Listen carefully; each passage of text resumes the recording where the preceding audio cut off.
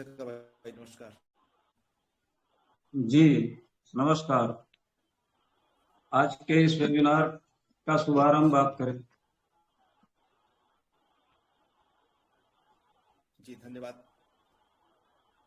Integrated society of media professional सोचो की 5वीं में के अंतर न्यूज चैनलों के कंगारू कोड बनने से लोकतंत्र को खतरा, मीडिया को अपना चेहरा दिखाने की विषय आयोजित इस वेबिनार बहस में अभी तक आदरणीय मोहनलाल का कार्य से पांडे, अभी 2 अतिथि वक्ता नहीं आ पाए हैं, प्रदीप कुमार जी, अजय कुमार सिंह जी। सारे का स्वागत करता हूँ। इंटीग्रेटेड सोसाइटी ऑफ मीडिया के स्थापक चेयरमैन चंद्रशेखर सिंह जी, सम्मानित अतिथियों का स्वागत एवं विषय स्थापना।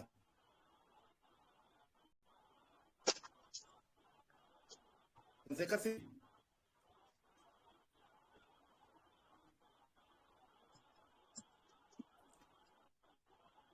आवाज नहीं लग रही?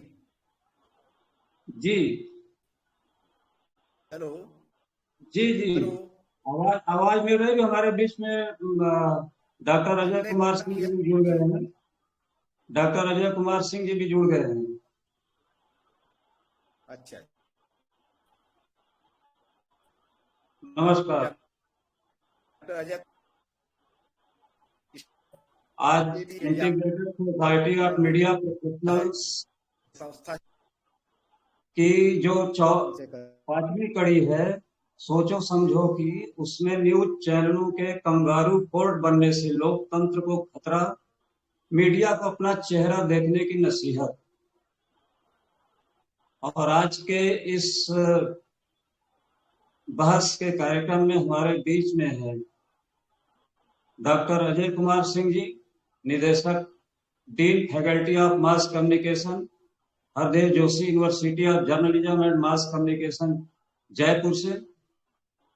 और आदरणीय श्री मोहनलाल मिश्र धीरज एडवोकेट जी, साहित्यकार, पत्रकार हैं, चेयरमैन उन्नाव डिस्ट्रिक्ट ISMP के भी हैं। और श्री प्रदीप कुमार समाजवादी चिंतक हैं, पूर्व संपादक भारत दूत, तथा वर्तमान में अभी हमें सूचना मिली है कि उन्होंने जन संदेश टाइम्स को ज्वाइन किया है संपादक पद पर। तो अभी उनसे बात हुई है, वो थोड़ी देर में हमसे जुड़ेंगे। हम संस्थान परिवार की ओर से आप सभी अतिथि वक्ताओं का हार्दिक अभिनंदन और स्वागत करते हैं कि आपने अपना बहुमूल्य समय निकाला और आज के इस बहस में आप शामिल होने के लिए आए हैं और अपने विचारों को यहाँ पर प्रस्तुत करेंगे। और एक हमारे प्रोफेसर विनोद कुमार पांडे जी हैं, HOD गुजरात विद्यापीठ के पत्रकारिता विभाग में। हम उनका भी स्वागत करते हैं, हार्दिक अभिनंदन करते हैं। मित्रों, 22 जुलाई को रांची में जस्टिस सत्यव्रत सिन्हा स्मृति व्याख्यान देते हुए सुप्रीम कोर्ट के मुख्य न्यायाधीश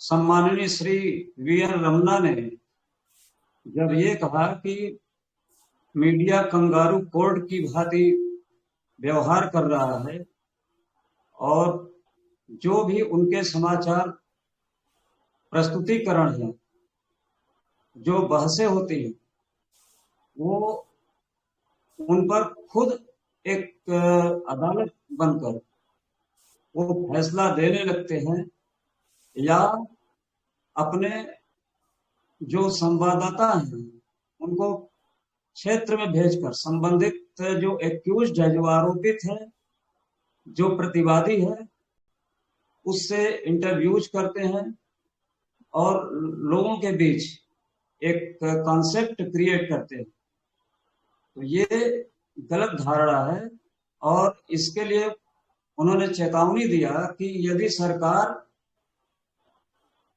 और सुप्रीम कोर्ट ये सक्षम संस्था है, उन्होंने यदि अपने को सुधारा नहीं, अपने में सुधार नहीं किया तो यद्यपि कि उसके बाद क्या प्रभाव पड़ा इन चैनलों पर कुछ कहा नहीं जा सकता, लेकिन यहाँ पर जो कंगारू कोर्ट है, कंगारू कोर्ट की जो बातें हैं उसमें कंगारू कोर्ट जो कानून के मान्यता प्राप्त मानक हैं उनकी उपेक्षा करता है और ऐसी व्यवस्था को, कंगारू कोर्ट की व्यवस्था को तदर्थ व्यवस्था कही जाती है, एडहॉक व्यवस्था।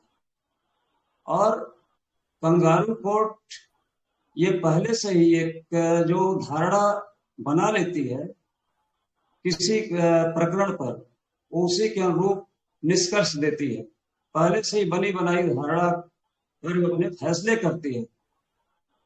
और ये जो कंगारू कोर्ट की जो मानसिकता है, जितने भी दुनिया में वैध जो न्यायाधिकरण है, तमाम तरह की न्यायपालिकाएं हैं,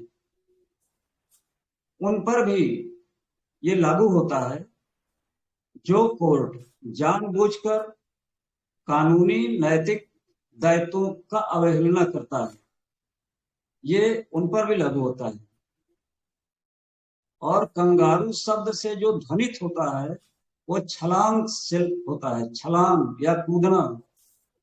छलांग से मतलब न्याय की कार्रवाई की धारणा से उपजा है और कूदना मतलब जानबूझकर अनदेखा करना। और कंगारू कोर्ट के उदाहरण हम आपको यहाँ देना चाहते हैं। सबसे पहले एक तो मुख्य उदाहरण है वोक्सगेरित्साफ यानी पीपल्स कोर्ट, नाजी जर्मनी में था बनाया हुआ। उन लोगों को दोषी उसने ठहराया जिन पर 20 जुलाई 1944 को हिटलर की हत्या की असफल कोशिश में शामिल होने का संदेह था। उनको आरोपी बनाया, उनको दोषी ठहराया। दूसरा उदाहरण है 1835 में नेशविले, टेनेसी, संयुक्त राज्य अमेरिका में एक तथाकथित सतर्कता समिति बनाई गई थी जो उस समय के उन्मूलनवादी मंत्री थे। उनको उन्मूलनवादी प्रकाशनों और उनके वितरण के लिए दोषी ठहराया गया था, जबकि वो बार बार अपने को बेगुनाह करते रहे। लेकिन उस सतर्कता समिति ने आदेश दिया इस मंत्री को सार्वजनिक स्थान पर 20 कोड़े मारे। तो ये सजा कंगारू कोर्ट द्वारा दी गई थी। और एक और उदाहरण है अगस्त 1979 में कंबोडिया में पीपल्स रिवॉल्यूशनरी ट्रिब्यूनल ने पोल पॉट और उनके भाई इएंग सैन की उपस्थिति में मुकदमा चलाया। 5 दिन सुनवाई की और निर्णय मृत्यु दंड का दे दिया। इस निर्णय में फैसले का कागजात पहले से ही तैयार कर लिए गए थे। तो ये इस तरह के फैसले दिए जाते हैं, चाहे वो कोई तथाकथित संस्था बनाकर करे या कोई न्यायाधिकरण बनाकर करे या वैध न्यायाधिकरण हो या जो मीडिया हाउसेस हैं, चाहे अखबार हो चाहे न्यूज चैनल हो। हालांकि सम्माननीय मुख्य न्यायाधीश ने ये कहा कि केवल जो न्यूज चैनल है वो इस तरह के कंगारू कोर्ट चला रहे हैं, जबकि प्रिंट मीडिया अभी ऐसा नहीं करता पाया गया। तो ये कंगारू कोर्ट की अवधारणा है और कंगारू कोर्ट का ये इस तरह से पूरे समाज पर, लोकतंत्र पर प्रभाव पड़ता है, जिससे कि हमारा जो लोकतांत्रिक व्यवस्था है वो नष्ट होता है और एक तरह से भ्रष्ट और तानाशाही व्यवहार की ओर बढ़ पड़ता है। तो आज हमारे इन सम्मानित जो अतिथि हैं, हम उनका हार्दिक स्वागत अभिनंदन करते हैं फिर से, और हम चाहेंगे कि अब कार्यक्रम का शुभारंभ हमारे आज के विद्वान और प्रखर संचालक श्री दयाशंकर पांडे जी इस कार्यक्रम को संचालित करें, आगे बढ़ाएं। श्री दयाशंकर जी। धन्यवाद चंद्रशेखर जी। धन्यवाद चंद्रशेखर जी। आदरणीय मोहनलाल मिश्र जी, वरिष्ठ साहित्यकार, वरिष्ठ पत्रकार, वरिष्ठ एडवोकेट उन्नाव। मेरा एक प्रश्न खड़ा होता है कि जब आप आज हिंदुस्तान के अंदर सामाजिक समरसता को बिगाड़ने में क्या यह कंगारू कोर्ट अपनी भूमिका नहीं निभा रही? आदरणीय मदन मोहनलाल मिश्र जी, हमारी आवाज नहीं सुन पा रहे हैं? आदरणीय मोहनलाल मिश्र जी, आदरणीय मोहनलाल मिश्र जी, आवाज नहीं जा रही। हेलो, आवाज आ रही है? मोहनलाल जी को ऐड करें। जी आप आई भाई साहब। हाँ जी। जी भाई साहब, मेरा एक सवाल है जी। कि आज जब देश में सामाजिक समरसता जी इधर बीच कुछ गड़बड़ हुई है, उन स्थितियों में कंगारू कोर्ट की तरह ये जो इलेक्ट्रॉनिक चैनल, विशेष तौर पर इलेक्ट्रॉनिक चैनल, जी, उनका व्यवहार क्या उचित है, देश हित में है? जबकि खाप पंचायतों जैसा व्यवहार करने के लिए 2011 की भारत सरकार ने इस तरह के अदालतों पर पूर्ण रूप से कानूनी रूप से प्रतिबंधित कर दिया था। आप एक अधिवक्ता भी हैं, वरिष्ठ पत्रकार हैं, अपना इस पर विचार दें कि क्या जिस तरीके की डिबेट कराना टीवी पर उचित है? बहुत बहुत धन्यवाद। ये प्रश्न बड़ा महत्वपूर्ण है। पहले तो मैं ये स्पष्ट करूंगा कि जो कंगारू कोर्ट है क्या। A kangaroo court that ignores the recognized standard of the law or the justice, उसको कंगारू कोर्ट कहते हैं। तो एक्चुअली हमारे यहाँ जो व्यवस्था है न्यायपालिका की है और कार्यपालिका की और विधायिका की है, ये अपने काम करते हैं। लेकिन वर्तमान परिवेश में जो कुछ ऐसे संस्थाएं ने जन्म ले लिया है, वो स्वयं न्यायपालिका का कार्य करने लिए, ये बड़ा चिंताजनक है हमारे बीच में।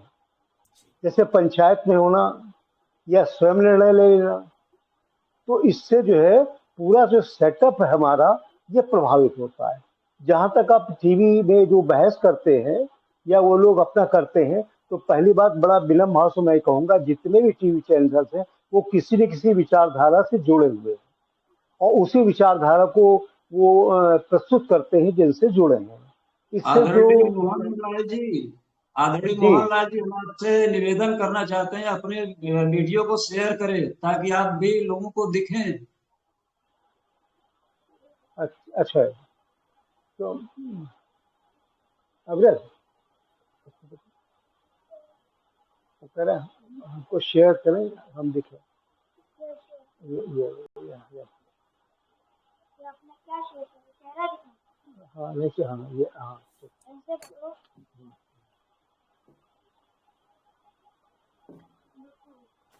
ठीक है सर।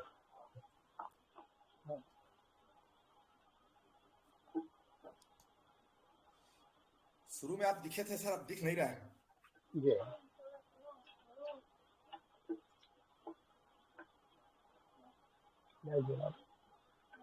हाँ, तो सर मैं ये कह रहा था कि जो हमारे यहाँ जो व्यवस्था है न्यायपालिका की, उसका ये कर्तव्य होता है कि गो के आधार पर आदेश पारित करती है।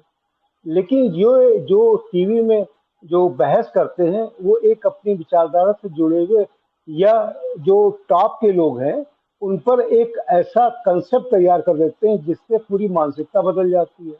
हमारा लोकतंत्र है, लोकतंत्र में चुनाव की पद्धति होती है, चुनाव प्रभावित हो जाता है। ये सबसे बड़ी इसमें जो है ये बात है। अच्छा, दूसरी बात ये है कि जो सुप्रीम कोर्ट के ये जो एन.वी. रमन जी ने जो बात की, उन्होंने कंगारू कोर्ट का ये शब्द लिया था, इसका प्रसिद्ध हुआ।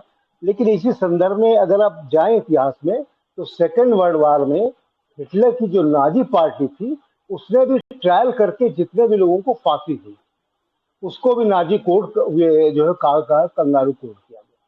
तो ये हमारे लिए बड़े चिंता का विषय है कि जो न्यायपालिका का कार्य है, जो और संस्थाएं ले लेती हैं, ये इससे बड़ी दिक्कत है। जो टीवी चैनल्स में होते हैं, तो वो कोई अपराधी है या कोई है, तो उसको जो महिमा मंडित करते हैं, और इससे जो है लोगों की मानसिकता बदलती है और आने वाले चुनाव में उसका प्रभाव पड़ता है। दूसरी चीज, जो न्यायालय में कोई चीज विचाराधीन है, न्यायालय जो है गुण और दोष के आधार पर फैसला करती है। वो जो है न्याय पहले ही उसको कर देते हैं, तो न्यायालय भी उससे जो है प्रभावित होता है, ऐसा नहीं है। तो ऐसी बहुत सी घटनाएं होगी वर्तमान समय में। वैसे मैं अन्यथा न कोई ले, जैसे ईडी है या सीबीआई है, ये है, इसका भी दुरुपयोग मेरी समझ से कहीं कहीं होने लगा है, क्योंकि ये जो है सरकार के नियंत्रण में होती है, और कभी कभी सरकार जो है ये जो है प्रतिशोध की भावना से ये कार्य करती है। दूसरी चीज अगर हम इसको देखें, तो एक पीरियड था श्रीमती गांधी का, जिसमें वो एक इमरजेंसी पीरियड लागू हुआ था। उस समय पत्रकारिता पे या बहुत सी चीजों पे वो बैन लगा दिया था। एक बड़े आदरणीय मैं पांडे जी, इस बात से जो आपका ध्यान आकर्षित करूंगा कि उनके पीरियड में डॉक्टर A.N. रे को चीफ जस्टिस ऑफ इंडिया बनाया गया था, और उनसे 3 जो सीनियर जजेस थे, गोखले थे, ग्रोवर थे, खन्ना थे, इन्होंने इस्तीफा दे दिया था। तो उस समय भी ये प्रश्न आया था कि क्या ये कोर्ट जो है निष्पक्ष हो सकती है, कि सरकार का प्रभाव आया, फिर कैलियम सिस्टम आया, और ऐसे जो है बहुत से ऐसे सिस्टम आया जो न्यायपालिका ने काम किया। तो उन्होंने एक सरकार को भी निर्देशित किया कि जो हमारा जो प्रियम्बल है उस पर काम करे। लेकिन ये सब छोड़कर ये जो आपके टीवी चैनल्स हैं, ये पत्रकारिता बहुत ही दूषित हो गई। इस पर हमारा चिंतन होना चाहिए। मैं बिना भाव से उनसे पत्रकारों से भी ये निवेदन करूंगा कि पत्रकार वो है जो दिखाई पड़ता वो प्रस्तुत न करे, जो है वास्तव में वो प्रस्तुत करे। हमारे सामने बहुत से इसमें प्रश्न आ रहे हैं अदालतों के सामने, तो ये प्रभावित हो रहा है। और ये जो सब्जेक्ट रखा है ये बहुत ही अच्छा है। हमारे आदरणीय चंद्रशेखर जी को तो मैं तुलना ये जो है मदन मोहन मालवीय जी से करता हूँ कि वो लोगों को संगठित करके एक देश की राष्ट्रीय विचारधारा में ले आते हैं।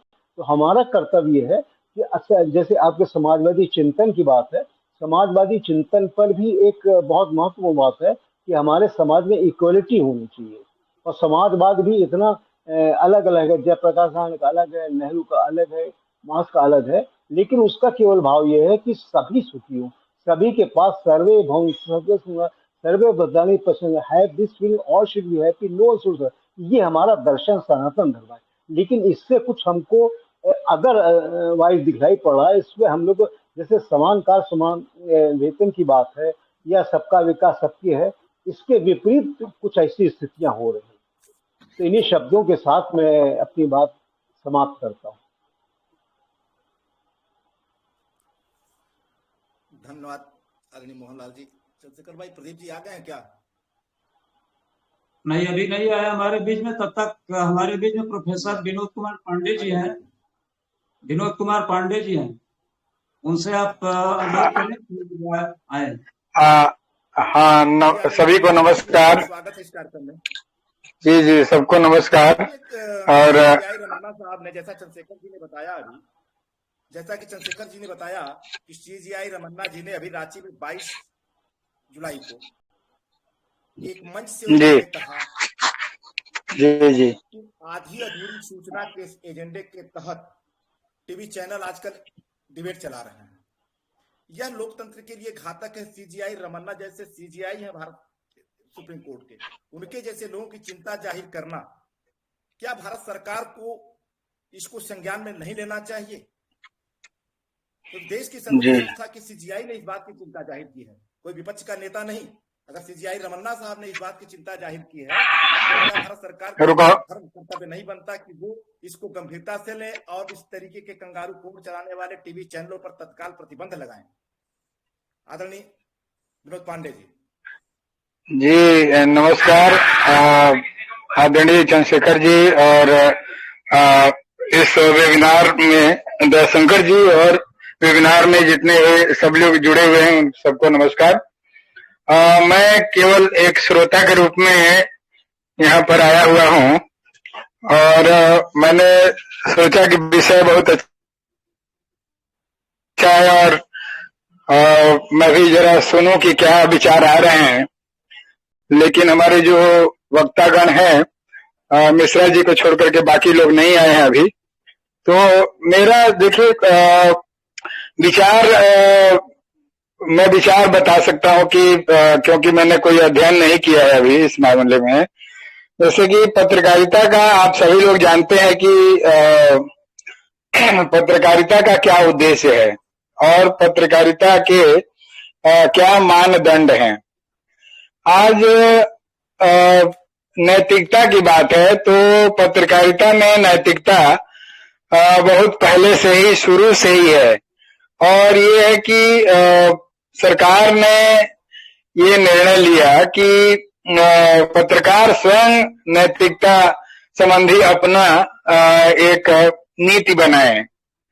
तो मीडिया ने स्वयं कुछ मानदंड निर्धारित किए हैं और जिनका की पालन अभी तक किया गया है और किया जा रहा है। लेकिन जैसा कि चीफ जस्टिस माननीय रमन्ना जी ने भी ये कहा कि प्रिंट मीडिया में कंगारू कोर्ट जैसी बात नहीं चल रही है, ये केवल चैनल पर। और चैनल पर क्यों हो रहा है, हमको मूल चीज में ये जानना होगा कि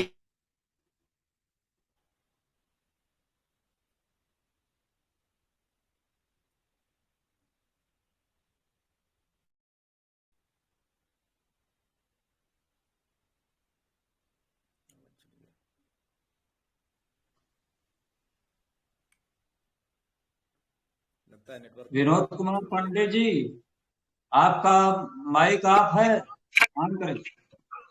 अच्छा, अभी तक कुछ भी नहीं सुनाई पड़ा क्या मेरा कहना है? हेलो, सुनाई दे रहा।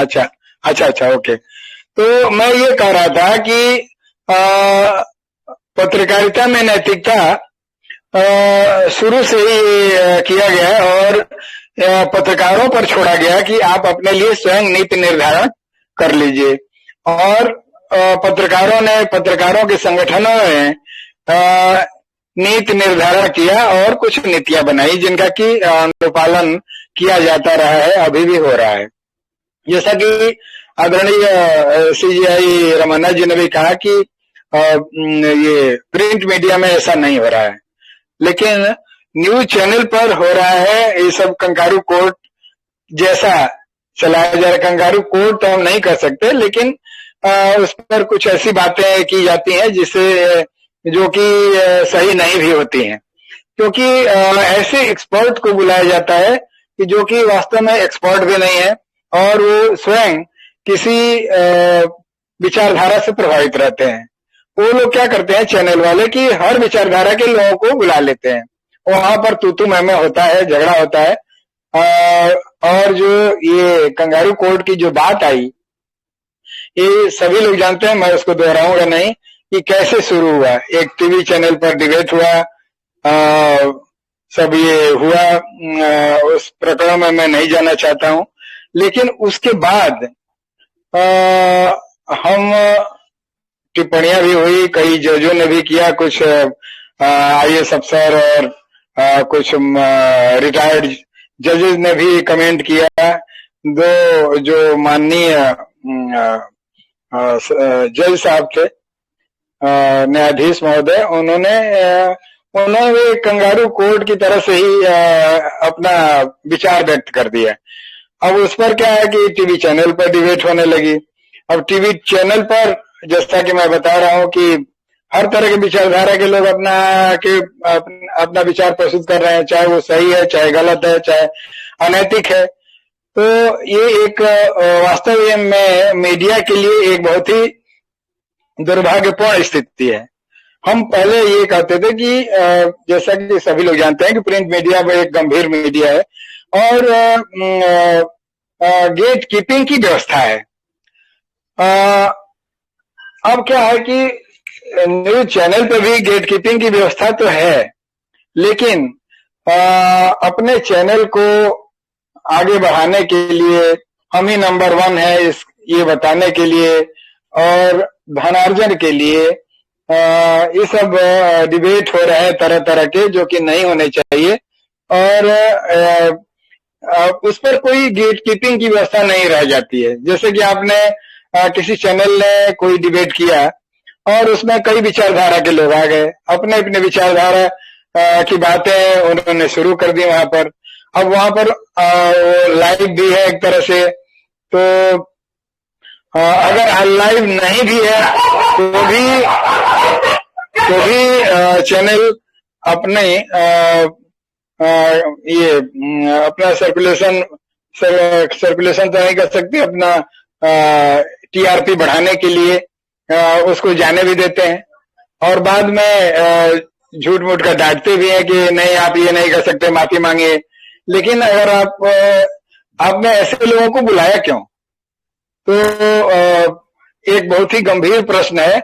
अभी जो सोशल मीडिया के लिए बात तो हो रही है कि सोशल मीडिया में गेट कीपिंग की कोई व्यवस्था नहीं है, लेकिन कम से कम इलेक्ट्रॉनिक मीडिया और प्रिंट मीडिया में तो गेट कीपिंग की व्यवस्था है और उसका पालन होना चाहिए। सोशल मीडिया पर नियंत्रण के लिए भारत सरकार ने अभी एक कानून भी बनाया है, जिसका भी पूरी तरह से पालन नहीं हो रहा है। और यूट्यूब चैनल पर आप देखेंगे तो ऐसे ऐसे हेडिंग आप देखेंगे, सलमान खान गिरफ्तार। अरे भाई कैसे गिरफ्तार? कहां पर न्यूज है कि गिरफ्तार? और ऐसा ऐसा हेडिंग दे देते हैं यूट्यूब चैनल वाले। तो सोशल मीडिया को तो हम मान सकते हैं, लेकिन अभी बात जो है न्यूज चैनल की बात आई, तो ये एक बहुत ही गंभीर प्रश्न है और इस पर नियंत्रण होना चाहिए। और जो सेल्फ रेगुलेशन की बात है वो जो कि मीडिया के लिए है, पहले से ही उसको इलेक्ट्रॉनिक मीडिया को भी सेल्फ रेगुलेशन की बात माननी चाहिए, करना चाहिए और ऐसा कोई भी काम नहीं करना चाहिए जिससे कि न्याय व्यवस्था या कोई भी व्यवस्था जो हमारे देश की सुरक्षा और शांति खतरे में हो, ऐसा कोई भी काम नहीं करना चाहिए। तो मैं तो एक श्रोता के रूप में आया था और लेकिन अब कहा गया तो मैंने अपना थोड़ा सा विचार व्यक्त कर दिया। किसी को भी ये आजादी नहीं है कि वो अनियंत्रित व्यवहार करे, किसी को भी। हम तो ये कह रहे हैं और जो है आप जानते ही है कि आर्टिकल 19(1) में जो 1A में freedom of speech and expression है की आजादी है, लेकिन नियंत्रण भी है। तो हमको नियंत्रण वाले पहलू पर भी ध्यान देना चाहिए सभी को, चाहे हम हो, चाहे मीडिया हो, चाहे इलेक्ट्रॉनिक मीडिया हो, चाहे प्रिंट मीडिया हो, सबको। और होना तो सोशल मीडिया पर भी होना चाहिए। सोशल मीडिया पर भी नियंत्रण की जरूरत है, क्योंकि सामाजिक व्यवस्था बिगाड़ने में उनकी एक महान महत्वपूर्ण भूमिका आज दिखाई दे रही है। तो सबको नियंत्रण में रह करके ही कार्य करने की जरूरत है। इन शब्दों के साथ मैं अपनी बात समाप्त करता हूँ। बहुत बहुत धन्यवाद। चंद्रशेखर भाई कुछ कहना चाह रहे थे क्या आप? जी नहीं, चंद्रशेखर हमारे बीच में डॉक्टर अजय कुमार सिंह जी हैं, आप उनको आमंत्रित करें। कौन कौन? डॉक्टर अजय कुमार सिंह जी। नहीं पाया कौन? अच्छा आ गए हैं डॉक्टर अजय। नमस्कार आप सभी महानुभावों का। चंद्रशेखर जी आपको बहुत बहुत नमस्कार। क्या मेरी बात आ रही है आप तक?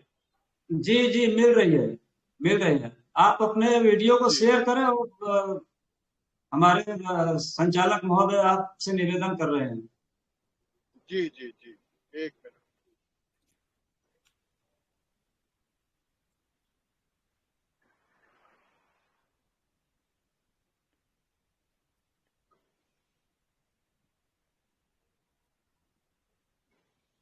जी सादर नमस्कार। Dean faculty of mass communication Jaipur Shri Ajay Singh ji का मैं हार्दिक अभिवादन करता हूं इस कार्यक्रम में। शायद विनोद जी को आप सुन रहे थे, प्रोफेसर विनोद जी को। उन्होंने कहा कुछ हद तक सरकार ने रोक लगाई है मीडिया पर और पहले से भी नियम नियमावली है तमाम तरीके के, लेकिन क्या उसका पालन हो रहा है? जिस मीडिया ने आजादी के पहले देशवासियों को रास्ता दिखाया, जिस मीडिया का काम है आम जन को समस्याओं से रूबरू कराना, आज वह मीडिया इस तरीके के टीवी चैनल पर बहस चला करके एक तरफा निर्णय ले लेती है। उस पर सीजीआई साहब ने स्पष्ट रूप से कहा इलेक्ट्रॉनिक मीडिया अपनी हदें तोड़कर सामाजिक असंतोष बढ़ा रहा है। यह सीजीआई साहब का बयान है, किसी विपक्ष के नेता का बयान नहीं है। इस पर सख्त नियंत्रण व जवाबदेही की मांग बढ़ी है, यह सीजीआई साहब ने कहा है। मीडिया खुद को नियंत्रित करे वरना सरकार एवं कोर्ट को दखल देना पड़ेगा। क्या यह गंभीर चिंता का विषय नहीं है? आदरणीय अजय सिंह जी, प्रश्न लगता है सुन लिया अजय जी। अजय सिंह जी, आवाज नहीं जा रही है? Hello hello hello hello Chandrashekhar भाई, अजय भाई को आवाज लगता नहीं लग रही, आवाज उनकी आ नहीं रही। हेलो हेलो अजय जी की आवाज नहीं मिल रही, या तो हमें नहीं सुन पा रहे हैं। हेलो, मुझे कोई आवाज नहीं आ रही है इस समय आप लोगों की, तो लगा आवाज? एक बार मैं पुनः प्रयास करता हूँ क्योंकि आवाज आ रही है आपकी? सुनाई नहीं दे रही है। आ रही है, अब आ रही है। एक बार मैं फिर से कोशिश करता हूँ। आ रही है आवाज अजय जी, आ रही है सर, अब आ रही है आवाज आपकी sir. Hello hello hello Ajay ji, सुन पा रहे हैं?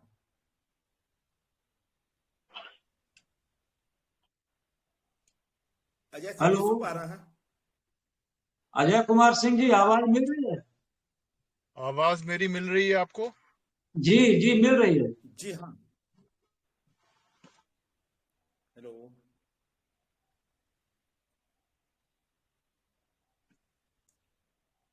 हेलो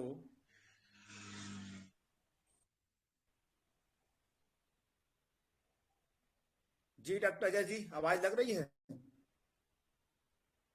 नहीं आ रही आवाज। अजय जी आपका माइक ऑफ है, अनम्यूट करें।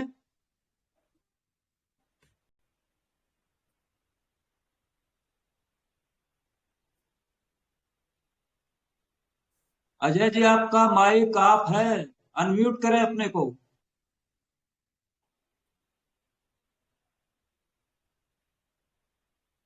मेरी आवाज आपको मिल पा रही है? जी मिल रही है। जी हाँ जी, आवाज लग रही है आपको? हमारी मिल रही है आपको?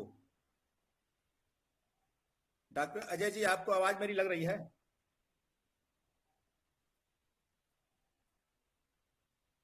उनकी आवाज हम लोगों तक पहुंच रही है और वो हम लोगों को नहीं सुन पा रहे हैं।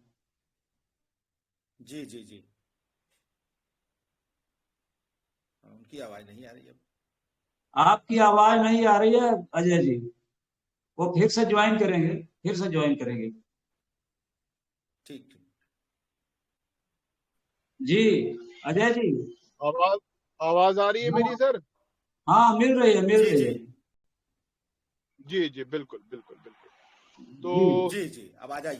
सबसे पहले तो आदरणीय चंद्रशेखर जी को बहुत बहुत प्रणाम करता हूं, और हमारे आज के जो भी गेस्ट हैं, क्योंकि मैं ऑन द वे हूं तो मैं देख नहीं पा रहा हूं, है ना, लेकिन कुल मिला के जो आज का ये आयोजन किया गया है, ये अपने आप में आप कह सकते हैं कि बहुत ही सार्थक और बहुत ही आप कह सकते हैं प्रासंगिक विषय है। अगर हम कंगारू कोर्ट की बात कर रहे हैं आज के डेट में और मीडिया से मिला रहे हैं, तो मेरा इसमें मत है कि कंगारू कोर्ट या इन चीजों का जो मतलब है एक तरह का एजेंडा बेस्ड पत्रकारिता, जो कि आप कह सकते हैं कि ये पत्रकारिता 1920 से अमेरिका में हो रही थी, 1920 में। इसको येलो जर्नलिज्म भी कहा गया कि पीत पत्रकारिता है। कुल मिला के इसका मतलब यह है कि किसी विशेष व्यक्ति, व्यापारी, उद्योगपति या नेता के पक्ष में आप अपना मीडिया को, जिसका कि उद्देश्य है पब्लिक वेलफेयर, जिसका कि उद्देश्य है लोगों को सच बताना, और इन उद्देश्यों को लेकर मीडिया आगे बढ़ा था कि सूचित करना, उनको शिक्षा देना, उनको जागरूक करना। लेकिन आप समझ सकते हैं कि अमेरिका जैसे देश में जब 1920 के बाद समाचार पत्र, प्रिंट मीडिया शुरू हुआ, तो उसी समय से इस तरह की चीजें बढ़ने लगी, क्योंकि उस समय प्रिंट मीडिया भी पैसे लेकर खबरें छापने लगा। कहने का मतलब यह है कि आप किसी व्यक्ति के पक्ष में पैसे लेकर खड़े हो गए और इंसाफ नहीं हुआ, क्योंकि जब इंसाफ की बात आती है हमेशा तो कोर्ट की बात आती है, न्यायालय की बात आती है। तो वहां से शुरू हुआ था। उसके बाद 1950 के आसपास सोशल रिस्पॉन्सिबिलिटी थ्योरी बनाई गई। अमेरिका के राष्ट्रपति थे उस समय, उनके हस्तक्षेप से कि मीडिया के सामाजिक दायित्व से भी जोड़ा जाए, सिर्फ मीडिया को ऐसे आजाद ना किया जाए, खबरें पहुंचाने के साथ साथ उनको सोशल रिस्पॉन्सिबिलिटी में भी भागीदार बनाया जाए। जब सामाजिक दायित्व से जुड़ा मीडिया, तो ये कहा गया कि ओनरशिप एक व्यक्ति के हाथ में नहीं होनी चाहिए, इसको ट्रस्ट बनाइए, नहीं तो मैनिपुलेट होने की संभावना रहेगी। और इस तरह से बहुत सारे सिद्धांत दिए गए। लेकिन आज के परिप्रेक्ष्य में मैं आता हूं कि वो सारे सिद्धांत कहीं पे दूर दूर तक भारत की बात करें तो धराशायी नजर आते हैं। आज सच पूछिए तो प्रिंट मीडिया में तो फिर भी काफी सुधार हो गए, लेकिन इलेक्ट्रॉनिक मीडिया की बात करें, विशेष रूप से निजी टेलीविजन चैनलों की, तो ये काम लगता है। और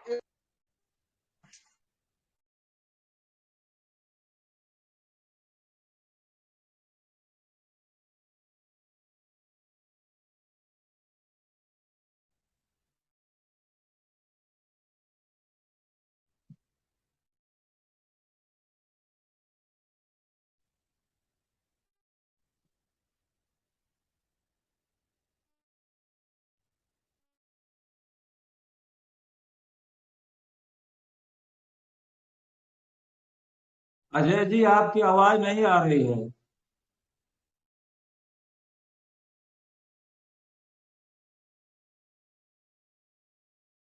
अजय जी, आपकी आवाज नहीं मिल पा रही है।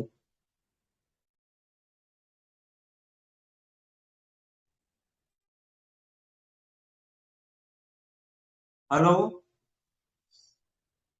हेलो, आदरणीय अजय कुमार सिंह जी, मेरी आवाज सुन रहे हैं आप? आपकी आवाज नहीं आ पा रही है।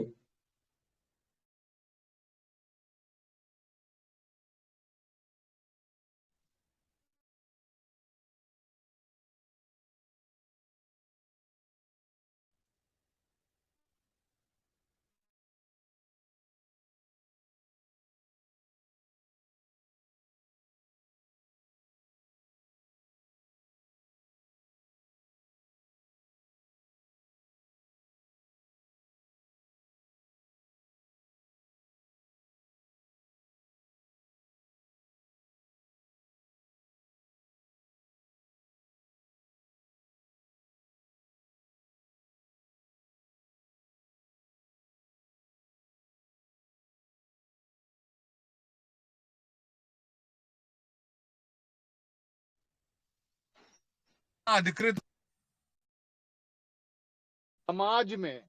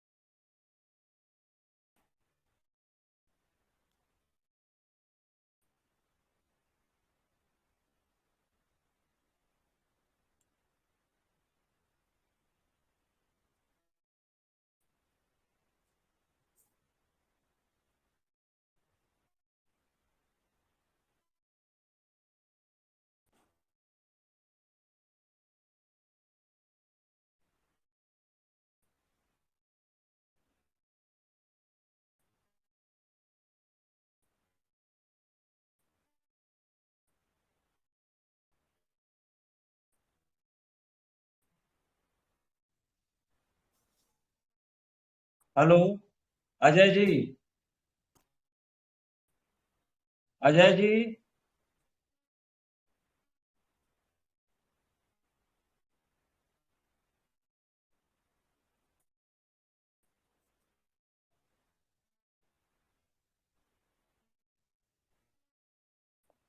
दयाशंकर जी, आप मुझे सुन रहे हैं? जी अब आया, मैं नेटवर्क से गायब हो जी गया था नेटवर्क जी। एकदम। अजय अब कुमार आवाज आ सिंह रही जी है? की आवाज, अजय कुमार सिंह जी की आवाज नहीं आ जी रही जी, है। नहीं कनेक्ट हुआ। नहीं नहीं।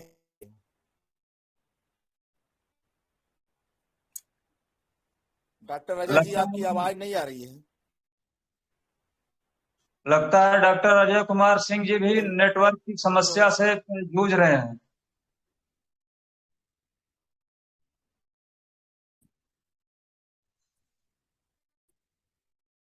92 है। जी।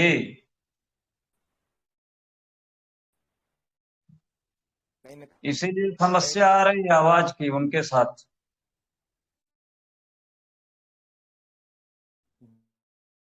जी जी जी।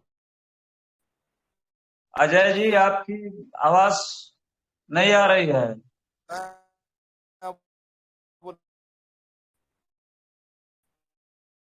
अजय जी।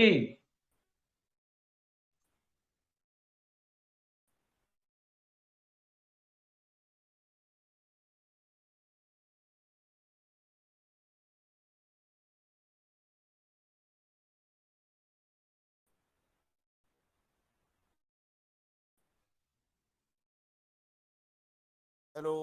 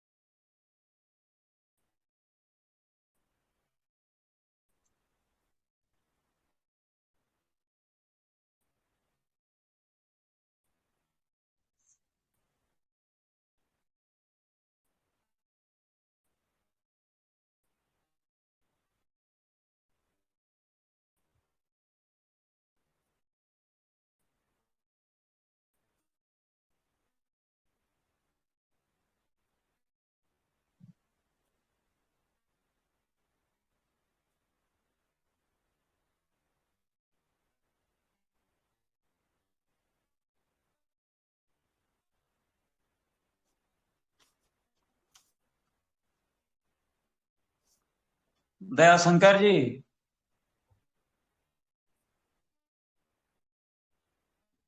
जी जी डॉक्टर अजय कुमार जी, सिंह जी आवाज की लग रही है। आवाज नहीं आ रही है। हेलो। जी। अजय नहीं आ रही है। अजय जी। अजय जी, आपकी आवाज नहीं आ रही है। आपके यहाँ नेट की समस्या है, इंटरनेट की।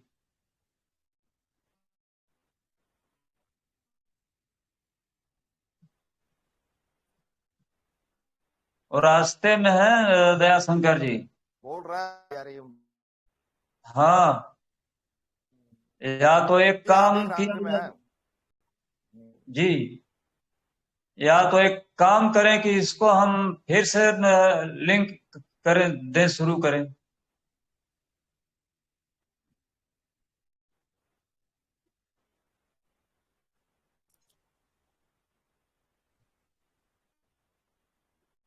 असल में ये सर्चिंग का कोई कहीं न कहीं गया है। रास्ते में ऑफिस में होगा, दिक्कत तो होती ही है। सबसे अच्छा समय शाम का ही होता है। जी। तो क्या किया जा सकता है आपका?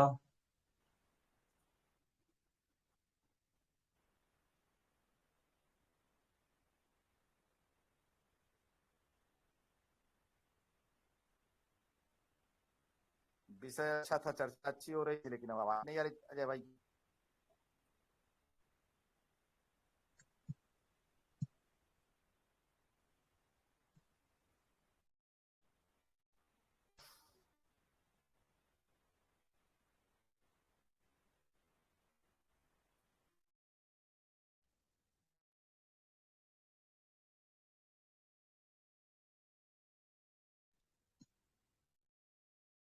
अजय जी, अजय जी,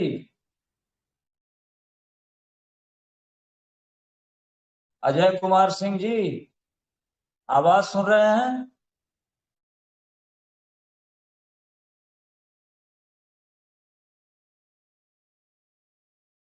हेलो,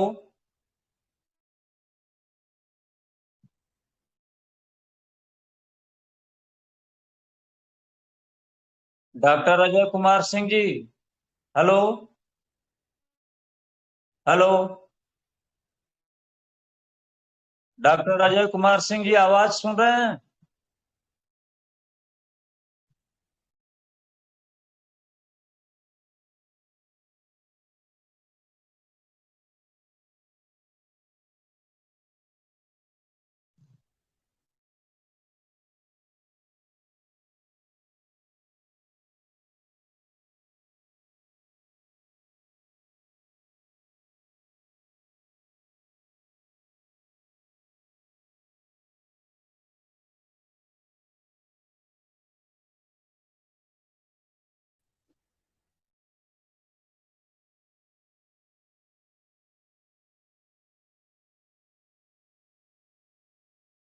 आदरणीय मोहनलाल जी, हेलो, आदरणीय मोहनलाल मिश्र जी, सुन रहे हैं? आप मुझे सुन रहे हैं मोहनलाल जी? जी हाँ, जी हाँ, जी हाँ, सुन रहे हैं, आवाज आ रही। जी, अभी आप बने रहें, ये नेटवर्क की समस्या है। जी और अभी हम लोग केवल 2 लोग हैं, और दयाशंकर जी पांडे जी भी नेटवर्क की समस्या से जूझ रहे हैं। जी। जी फिर जुड़ने वाले हैं, देखिए फोन आ रहा है उनका।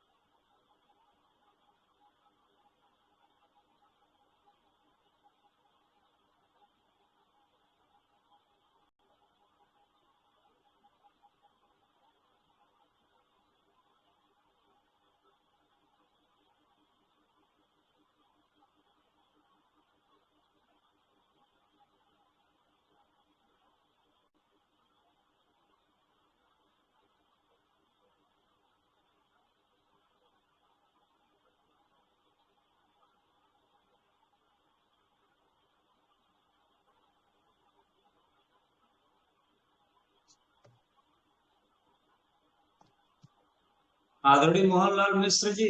जी जी जी जी, हमारे दोनों जो संचालक महोदय हैं और जी डॉक्टर अजय कुमार सिंह जी, दोनों लोग नेटवर्क से पूरी तरह बाहर हैं और वो अब आ नहीं पाएंगे।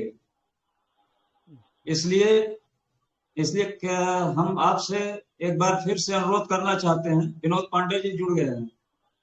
जी जी विनोद जी, विनोद पांडे जी, हेलो।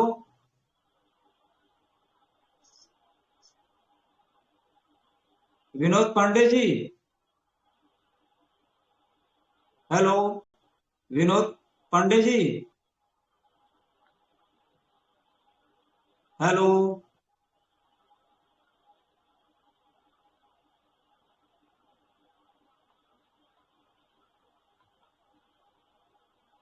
हेलो विनोद कुमार पांडे जी, लगता वो नहीं सुन पा रहे हैं। मोहनलाल जी।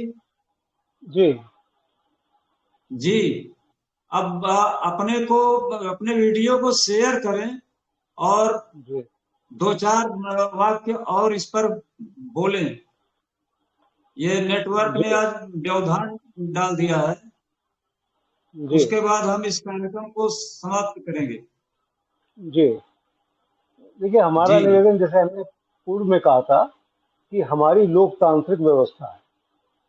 तो लोकतांत्रिक व्यवस्था में न्यायपालिका, विधायिका आप दिख नहीं और रहे हैं सर। आप जी, आप दिख नहीं रहे हैं। अब देखिए, अब आया, दिखा?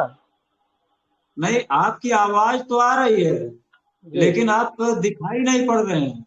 आप अपने जो वीडियो है, वीडियो का जो कैमरा है उस पर टच करिए, उसको शेयर कर दीजिए।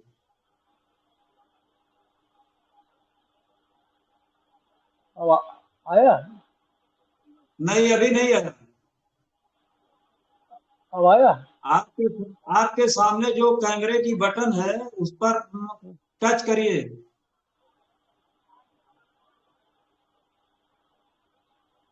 अब आ गया? नहीं, अभी नहीं। नहीं टच कर रहे हैं तो आपको वीडियो शेयर करके लिखा हुआ आ रहा होगा। नहीं, हाँ जी, हाँ जी जी जी, आ गया। अब आप दिख रहे हैं। ठीक है। जी ठीक, हाँ। हाँ। आए। नहीं, मेरा मेरा निवेदन ये था कि जो आपने ये विषय रखा, बड़ा ज्वलंत विषय है और इस पर चिंतन भी होना चाहिए। तो मेरे अपने विचार से जो न्यायपालिका है, कार्यपालिका, विधायिका, इन तीनों में जो है व्यवस्था की गई है हमारे संविधान में। तो संविधान के अनुरूप अगर हम चलेंगे तो हमारी जो पूरी व्यवस्था है देश की अच्छे रूप से। लेकिन जो न्यायपालिका की भूमिका जो और संस्थाएं निभाने लगती है, ये एक बड़ा चिंतनीय विषय है। जैसे आपने देखो, अब पंचायतें करने लगे या और करने लगे, तो जो कंगारू कोड जो शब्द दिया गया उस पर लागू हो जाता है। अब टीवी चैनल्स की बात बताएं, अभी हमारे पूर्व वक्ता ने पीठ पत्रकारिता की बात करती, येलो जर्नलिस्ट की बात की थी। तो पत्रकार का अपना एक विशेष दायित्व होता है। और दूसरी चीज, सबसे बड़ी बात यह है कि हम बड़े विनम्र भाव से कहेंगे कि वे अन्यथा न ले, कि जो इस समय जो व्यवस्था है टीवी चैनल्स की, ये पूंजीपतियों के पास है। ये एक बहुत महत्वपूर्ण बात है। और वो किसी विशेष विचारधारा से जुड़े हैं, वो अपनी बात कहते हैं और जो एक सामाजिक स्थितियां हैं उसको ला नहीं पाते। जो डिबेट्स होती है, डिबेट्स में झगड़ा होने लगता है, ऐसी स्थितियां हैं जिससे समाज में अशांति फैल जाती है। और दूसरी चीज, इसका प्रभाव पड़ता है हमारे जो चुनाव पद्धति है, इसमें प्रभाव पड़ता है। क्योंकि आदमी जो है टीवी चैनल्स को देख के विचारधारा से प्रभावित होता है। और जब प्रभावित होता है तो उसकी मानसिकता बदलती है, मानसिकता बदलती है तो चुनाव में वो एक ऐसे दिशा में ऐसे लोगों को वोट दे देता है जिससे जो है ये देश का जो आकार है वो बदलने लगता है। तो ये एक बड़ा चिंतनीय विषय है। और चंद्रशेखर जी ने जैसे पूर्व में कहा था, ये सब्जेक्ट के बारे में, पत्रकारिता एक बड़ी पवित्र एक संस्था है। इसको जो है प्रजातंत्र का चौथा स्तंभ भी कहा गया है। प्रजातंत्र का चौथा स्तंभ कहा गया है। इसलिए इसका बहुत ही महत्व हो जाता है कि अगर इसमें कहीं भी दोष हुआ, पहले भी हमारे पत्रकार हुए, जो मानव पत्रकार हुए, जिन्होंने अपना जीवन दिया। एक नाम लेंगे गणेश शंकर विद्यार्थी का। उस समय तो टीवी चैनल्स नहीं था, जब हमारे इसमें जो हुआ, तो उसमें जो न्यूज आती है वो निष्पक्ष नहीं आती, एक बात। दूसरी बात, किसी विचारधारा से जुड़े हुए हैं जो, तो वो नहीं दे पाते। और ये जो है, जब चुनाव पद्धति, तो उसका प्रभाव पड़ता है। और इसका जो है, जैसे कोई विक्टिम है, कोई है, तो कोई न्यायालय में अगर जो है, सुप्रीम कोर्ट में जो केस चल रहा है या किसी न्यायालय में चल रहा है, तो उसको प्रभावित करता है। और इस प्रभाव पर, और वो सुप्रीम कोर्ट या उसके निर्णय पर भी चर्चा करने लगते हैं। तो सुप्रीम कोर्ट तो हमारा एक जो आदरणीय है, जो भी आदेश होता है उसको मैं स्वीकार करता हूँ, उसका ऑनर करता हूँ। लेकिन वर्तमान समय में उसका भी डिसऑनर करने लगे। जैसे कि अभी रमन साहब ने, जो चीफ जस्टिस ऑफ इंडिया है, उन्होंने जो अपनी स्थितियां व्यक्त की हैं, तो सवाल ये आता है कि कभी कभी सरकार की समीक्षा भी सुप्रीम कोर्ट करती है। तो न्यायालय का कर्तव्य होता है कि वो किसी चीज को गुण दोष के आधार पर रखे। लेकिन जब ये आपस में डिबेट करते हैं, तो उसमें एक बड़ी अजीब स्थिति हो जाती है। एक विचारधारा, अब कोई भी एग्जाम्पल ले लिया, अलग अलग विचारधारा होती है, इससे जो है हिंसा जो है बढ़ने लगती है। और आदमी सोचने लगता है कि उस दिशा में सोचने लगता है। इसलिए एक बहुत महत्वपूर्ण बात यह है कि इनको जो आपके टीवी चैनल्स के जो डायरेक्टर्स हैं या उसके संचालक हैं, उनको इस पर विचार करना। दूसरी, सरकार को भी ऐसी नीति बनानी चाहिए जिससे कि आम जनता जो है उससे लाभान्वित हो जाए। ये सही है कि विज्ञापन के माध्यम से और चीजें हम लोगों को जानकारी प्राप्त होती है, लेकिन कभी कभी गलत जानकारियां आ जाती है किसी के विषय में। किसी को महिमान्वित करते हैं और किसी को सत्य होते भी उसको करते हैं। तो ये एक विचारणीय विषय है जो अब आदरणीय हमारे चंद्रशेखर जी ने रखा। वर्तमान समय में एक चिंता की बात है कि पत्रकार की, पत्रकारिता एक ऐसी पवित्र है संस्था, और ये इसको प्रजातंत्र का चौथा स्तंभ करते हैं, ये एक बड़ा विचारणीय है। तो हमारे व्यक्तिगत विचार में कि सरकार को भी इसमें ध्यान देना चाहिए और निष्पक्ष रूप से जो है इसको करना चाहिए। और कुछ गाइडलाइंस होनी चाहिए कि कभी कभी किसी को, कोई व्यक्ति निर्दोष है, उसको भी आप जो है कलंकित करने, और जो कलंकित है उसको भी निर्दोष सिद्ध करने की बात करने लगते हैं। ये एक बड़ी महत्वपूर्ण बात। मैं एडवोकेट होने के नाते मैं देखता हूँ कि न्यायालय में भी बहुत से बोझ हैं, बहुत सी ऐसी चीजें हैं। तो इसलिए न्यायालय भी, जैसे हमने एग्जाम्पल दिया था, इमरजेंसी पीरियड में भी जो है कुछ इस तरह हुआ था कि जो हमारे chief justice of India N Rai बनाए, जो बहुत ही जूनियर थे, उनसे हेगड़े, ग्रोवर, खन्ना ने इस्तीफा दे दिया था। तो उस समय भी ये प्रश्न बना था कि क्या कंगारू कोर्ट ऐसा हो गया। तो कहने का तात्पर्य है कि जो न्यायालय है, और इनका जो कर्तव्य है, इसके कर्तव्य को दूसरे संस्थाओं को नहीं लेना चाहिए, मेरा अपना व्यक्तिगत विचार है। और जो हमारी जो सनातन धर्मी जो विचारधारा है, वो सभी के सुख के लिए। यहाँ तक कि हमारे आदरणीय माननीय प्रधानमंत्री जी नरेंद्र मोदी जी कहते हैं, सबका विकास सबका साथ। ये जो उनका सूत्र है, ये सूत्र का पालन नहीं हो पा रहा है इसके माध्यम से। मेरा अपना व्यक्तिगत विचार इसलिए मैंने रखा, और चंद्रशेखर जी ने मुझे मौका दिया, और जो लोग, सभी लोगों को मैं जो है बहुत ही आभारी हूँ।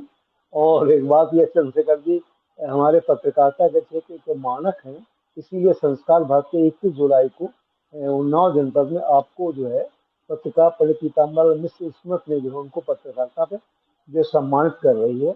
इन्हीं शब्दों के साथ जय हिंद, जय भारत।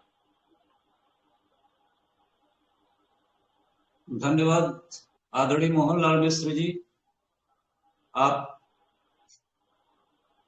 का मैं हार्दिक आभार किन शब्दों में व्यक्त करूं कि आपने मुझे आज के इस डिबेट में आपकी अध्यक्षता वाली संस्था का जो फैसला है, आपने हमें बताया है, सुनाया है। तो मैं आपका और आपकी संस्था का हार्दिक अभिनंदन करता हूं और प्रणाम करता हूं आपके उच्च विचारों को, जो सदैव से हमें मार्गदर्शन देता रहा। आज का जो महत्वपूर्ण हमारा बहस का विषय था, उस पर बहुत ही गंभीर चर्चा हुई है, जिसमें प्रोफेसर विनोद कुमार पांडे जी ने कहा कि जो भी कलम चलाने वाले लोग हैं और उनकी संस्थाएं हैं वो स्व आत्मनियंत्रित हो और नैतिकता का पालन करते हुए जो उनका कर्तव्य है समाज के प्रति वो उसका पूरा करें। ये आदरणीय विनोद कुमार पांडे जी ने जो कहा है ये महत्वपूर्ण बात है कि कोई भी प्रिंट मीडिया हो चाहे इलेक्ट्रॉनिक मीडिया हो चाहे हम ही क्यों न हो या संस्थाएं जितनी है समाज में उनको भी ये सोचने की जरूरत है कि वो क्या कह रहे हैं, क्या सुन रहे हैं और क्या धारणाएं बना रहे हैं और क्या फैसले लेते हैं। तो ये पूर्व निर्धारित जो अवधारणाएं बनती हैं वो कहीं न कहीं व्यक्ति को पथभ्रष्ट दिशाहीन करती हैं और इसका जो खामियाजा है पूरे समाज को भुगतना पड़ता है और ऐसी स्थितियां खतरनाक होती हैं जब किसी संप्रभु राष्ट्र में जो ताकतवर जो सत्ताएं हैं चाहे वो न्याय के क्षेत्र में हो विधान के क्षेत्र में हो चाहे वो कार्यपालिका हो जब इनकी तरफ से अनदेखी की जाती है इनके जो कानूनी या नैतिक दायित्व हैं उनसे परे हटकर जब ऐसा कोई फैसला लिया जाता है तो ये और भयानक होता है जिससे कि पूरी की पूरी जो व्यवस्था है लोकतांत्रिक व्यवस्था है वो नष्ट भ्रष्ट हो जाती है और समाज में एक जो जंगली अवस्था है जो आदिम युग की जो व्यवस्था है उसको धीरे धीरे ग्रहण करने लगती है समाज। तो हमें आज इस पर विचार अवश्य करना चाहिए हम सभी को कि क्या कंगारू कोर्ट की भांति जो फैसले जो विधिक संस्थाएं ले रही हैं ये क्या उचित है। ये आम जनता को भी ये समझने की जरूरत है कि अगर उनको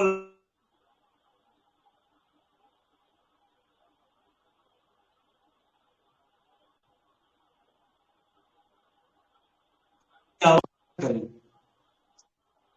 तभी कुछ हम सोच सकते हैं। जब हर व्यक्ति ये सोचेगा कि हमें अपने अधिकारों के हनन के प्रति एक प्रतिकार करना है और उसकी आवाज को बुलंद करना है तो उसे संगठित होना पड़ेगा और तभी हमारी जो लोकतांत्रिक व्यवस्था है वो बच पाएगी। आदरणीय विनोद कुमार पांडे जी मेरी आवाज सुन रहे हैं आप? आदरणीय विनोद कुमार पांडे जी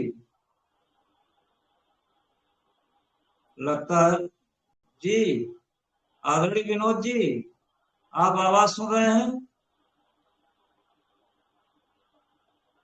हेलो विनोद कुमार पांडे जी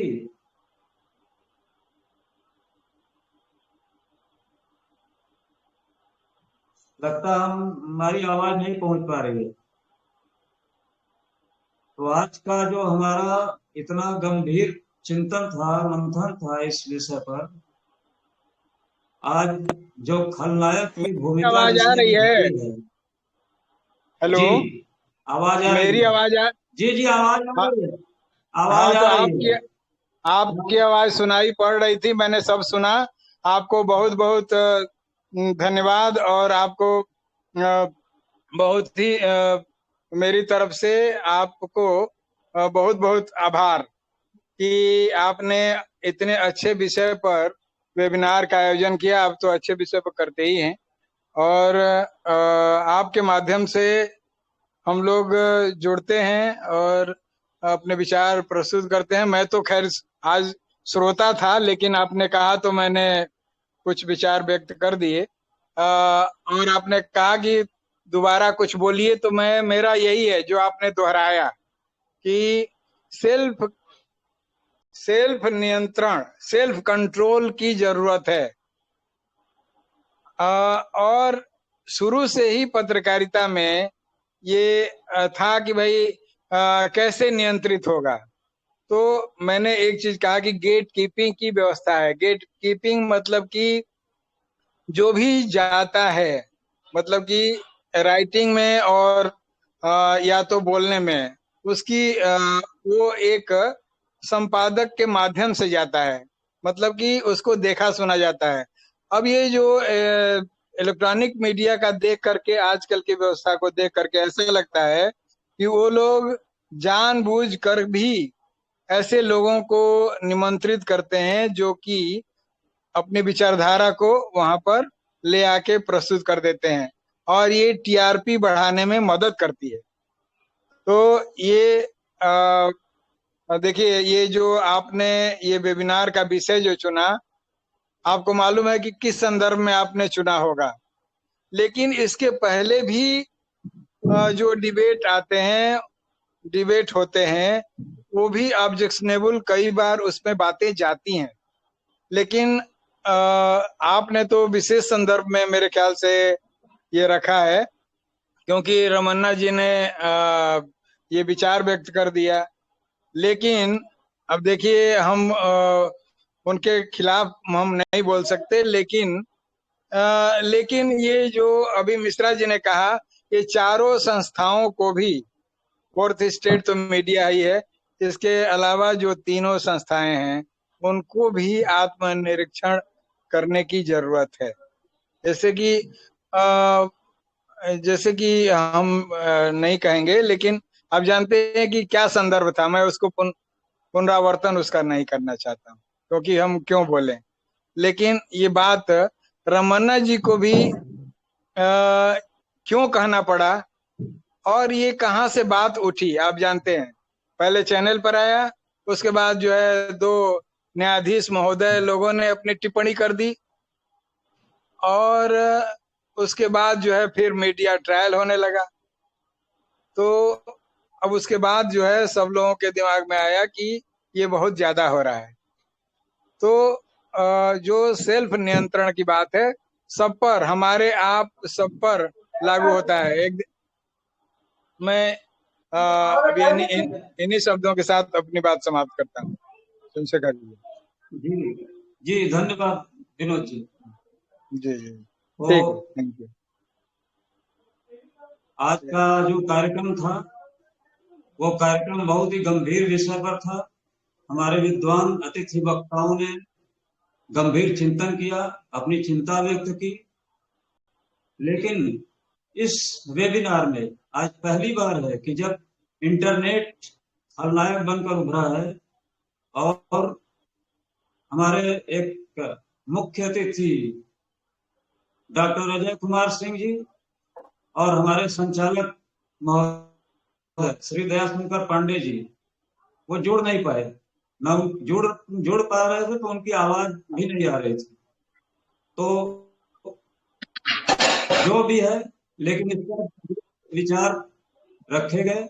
इस पर सभी उन लोगों को मंथन करना चाहिए जो जिम्मेदार पदों पर बैठे हैं, साथ में जो जागरूक आम लोग हैं उनको भी विचार करना चाहिए, और इसको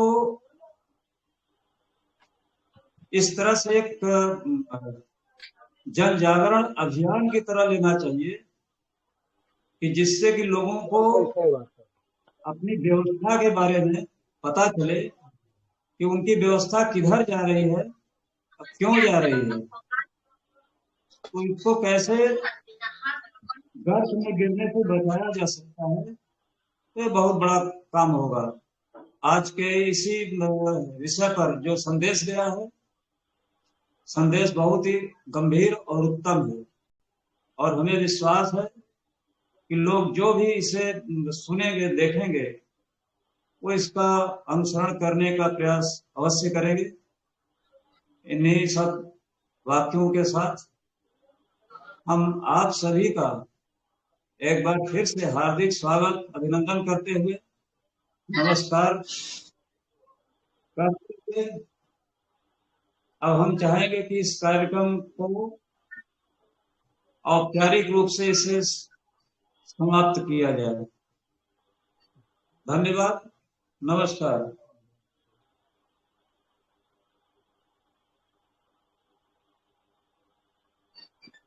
नमस्कार। नमस्कार।